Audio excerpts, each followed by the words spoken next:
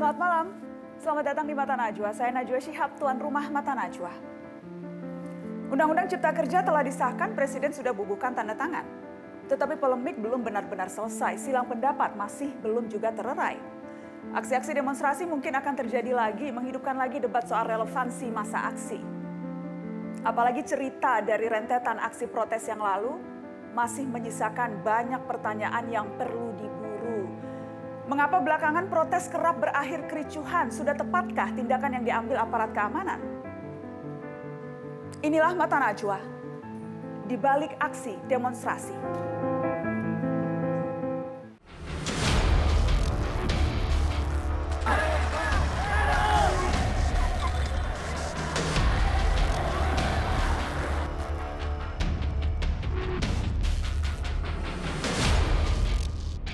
Jadi pertanyaan sekarang, apakah masih ada pelaku-pelaku lain? Masih ada, ini masih dilakukan penyelidikan.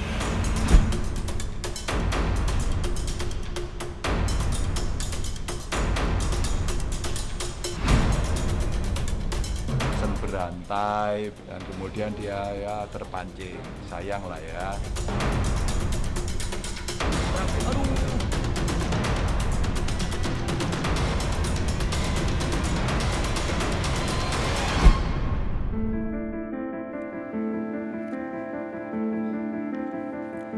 Aksi demonstrasi menolak Undang-Undang Cipta Kerja pecah di sejumlah daerah pada 8 Oktober 2020. Hampir 1 bulan setelah peristiwa itu terjadi, masih menyisakan banyak kejanggalan.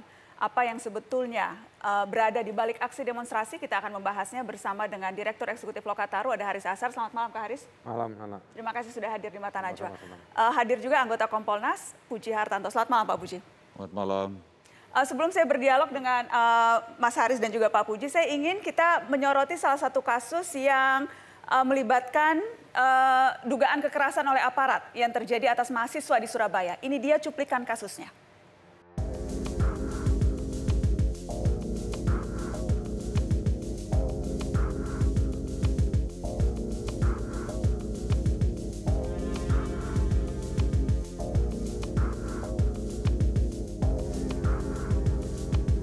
Tindakan kekerasan dari pihak kepolisian, Pak? Tidak ada ya, Pak. Ini apa, Pak? Ini apa? Ini, Pak. Ini warna merah. Ini darah saya, Pak. Ini darah saya. Dan teman saya juga ada yang seperti ini, Pak. Ini darah warna merah, Pak. Itu yang tidak ada ya, Pak. Saya sudah terhubung dengan mahasiswa Universitas Negeri Surabaya, Bintang Keadilan, yang mengalami tindakan kekerasan saat ditangkap oleh aparat keamanan saat demonstrasi menolak Undang-Undang Cipta Kerja. Saya juga tersambung dari Surabaya dengan ayah Bintang, Pak Kapur. Selamat malam Bintang, selamat malam Pak Kapur. Selamat malam Mbak Nana, selamat malam peserta. Saya ingin ke Bintang dulu, kondisi Bintang bagaimana sekarang? Alhamdulillah Mbak Nana, udah sehat, udah bisa beraktivitas seperti biasa. Luka-lukanya waktu itu di mana saja Bintang? Luka-lukanya ada di bagian kepala, ada 5 sobekan, di bagian pelipis ada 1, di bagian tangan juga ada, terus di bagian kaki, telapak kaki ada sobekan. Untuk memar-memarnya di bagian punggung, tangan, bagian pelipis juga banyak Mbak Nana. Bisa diceritakan waktu ditangkap polisi, posisi Bintang waktu itu ada di mana? Di PMKRI, waktu itu yang jadi posko medis. Apa yang Bintang lakukan di sana? Bintang memang petugas medis atau waktu itu di sana karena sudah luka-luka atau bagaimana? Saya di sana udah luka-luka Mbak Nana, jadi pada saat sore saya sempat menolongi beberapa demonstran, teman saya yang kena gas air mata, saya bawa ke posko medis, saya kasih air putih, dan pada saat itu saya juga kena Mbak Nana, dan akhirnya saya yang dibawa ke posko medis, hingga di sana saya diobati. Telinga saya mendengung pada saat itu, panas. Dan kemudian waktu lagi di posko medis, ada aparat masuk atau bagaimana itu kronologisnya? Iya, ada aparat masuk, mereka nggak pakai seragam Mbak Nana, jadi pakai kaos polo warna hijau, saya ingat betul pada saat itu. Mereka masuk, nyuruh saya keluar, saya dan teman saya pada saat itu. Saya keluar, baru sampai di depan pintu, saya sama teman saya udah dipukuli, pakai pipa besi, ditendangi, di bagian kemaluan saya ditendangi, digoblok-goblokin, dianjing-anjingin. Saya sempat membela diri kalau saya di sana itu kena gas air mata, saya lagi diobati, tapi polisi menghiraukan pada saat itu. Dan melanjutkan. Itu Bintang bisa mengenali siapa yang menendangi, memukuli itu, bisa kenal itu yang tadi Bintang bilang tidak pakai seragam, tapi Bintang yakin itu aparat kepolisian?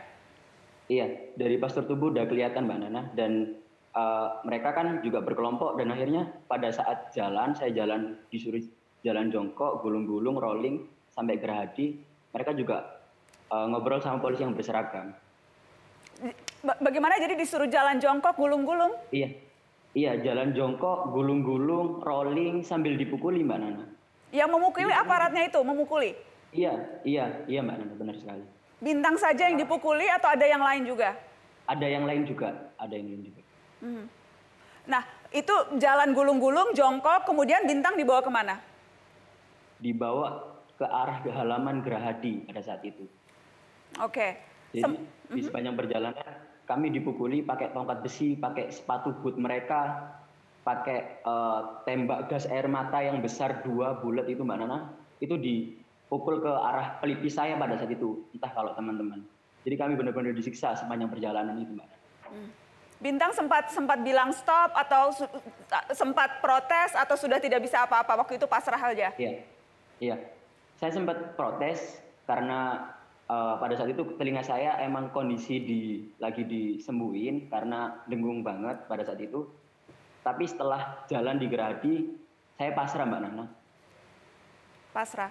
Kemudian dibawa kemana Bintang? Dari Gerahadi terus dibawa kemana? Di halaman Gerahadi, setelah itu kami didata di barang bawaan kami dikumpulkan. Setelah itu kami dibawa ke Polda. Oke. Sempat bisa menghubungi keluarga? Tidak bisa sama sekali, Mbak Nana. Nggak bisa sama sekali? Iya, karena HP dan lain-lain barang semua dikumpulkan pada saat itu.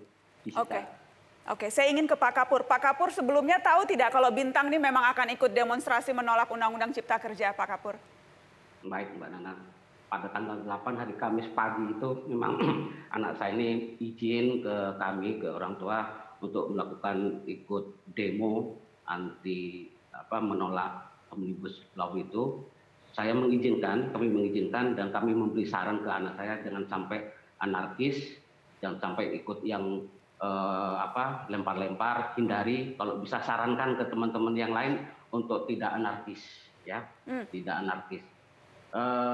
Setelah itu sampai sore saya mendengar bahwa ada kericuhan di dalam demo itu. Akhirnya sampai jam 9 malam saya cross check ke Polres, saya telepon ke Bintang tidak ada yang ngangkat, ya telepon ke teman-temannya juga nggak ada yang ngasih tahu. Akhirnya dinyatakan bahwa Bintang ini hilang. Nah hilang sampai jam 9 malam saya cross check ke Polrestabes karena saya mendapat informasi bahwa yang ditangkap adalah ada di Polrestabes. Setelah kita di Polrestabes nyampe di sana ternyata sudah banyak orang tua yang pengen mencari anaknya. Banyak, ada ratusan itu, tapi ditolak sama pihak Polres. Oke, kita ada Pak Kapur, saya ada video yang memang juga sempat Pak Kapur kirimkan ke Mata Najwa. Saya ingin pemirsa juga ikut melihat ketika Pak Kapur datang ke Polrestabes. Kita putarkan yang ini. Tindakan kekerasan dari pihak kepolisian, Pak. Ya, itu jadi tadi Anda bertanya ke Polrestabes, spesifik Anda bertanya apakah meminta jaminan keamanan begitu ya Pak? Kenapa Pak? Betul. Kenapa bertanya spesifik dan meminta jaminan itu karena apa? Apa sudah dengar atau sudah curiga atau bagaimana? Saya mengkhawatirkan dan beberapa orang tua bilang bahwa anak-anak kita itu dipukuli. Makanya saya tanya pihak Polres, apakah betul anak saya itu aman, tidak ada kekerasan yang dilakukan oleh pihak aparat polisi. Mereka, Pak Polisi menjawab katanya tidak ada, dijamin tidak ada. Itu Mbak Nana. Tapi setelah saya ngecek di Polrestabes malam itu ya, paginya saya dijanjikan untuk menemui anak saya. Ternyata pagi hari Jumat itu kami juga dipersulit untuk bertemu. Saya bahkan mencari data nama anak saya atau datanya anak-anak yang lain, apakah ada di Polrestabes atau hilang. Itu juga nggak dapat data dari pihak Polrestabes, sehingga kita bingung. Akhirnya saya setelah debat, saya diizinkan untuk masuk ke ruangan penyidikan. Ternyata memang anak-anak sudah dikumpulkan di satu ruangan yang gelap, ditelanjangi. Ya, ditelanjangi. Saya tanyakan, gimana anak-anak, kondisinya baik-baik? Mereka jawab baik-baik. Terus saya tanya, namanya Bintang ada? Ternyata Bintang tidak ada di situ, Mbak Nana. Akhirnya saya keluar dari ruangan itu, saya langsung meluncur ke Polda. Di Polda, habis sholat Jumat, ternyata di sana sudah banyak juga orang-orang yang menunggu mencari kabar tentang anaknya itu.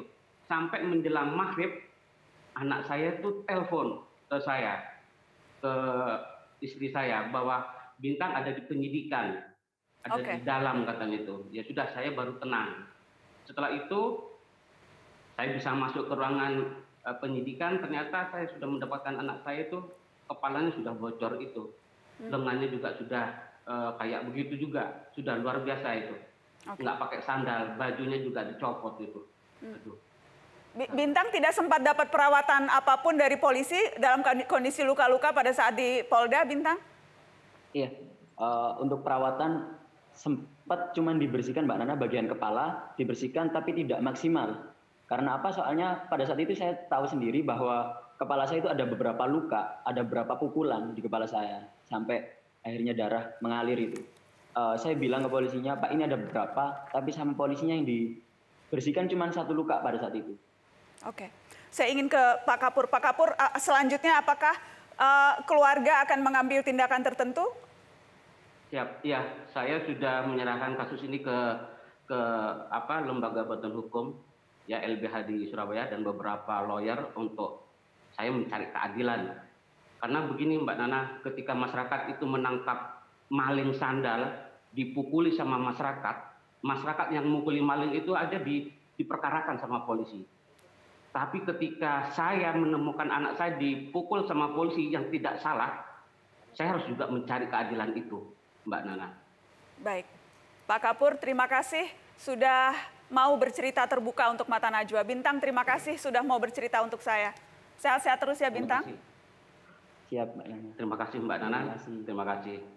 Kami akan kembali setelah pariwara, tetap di Mata Najwa.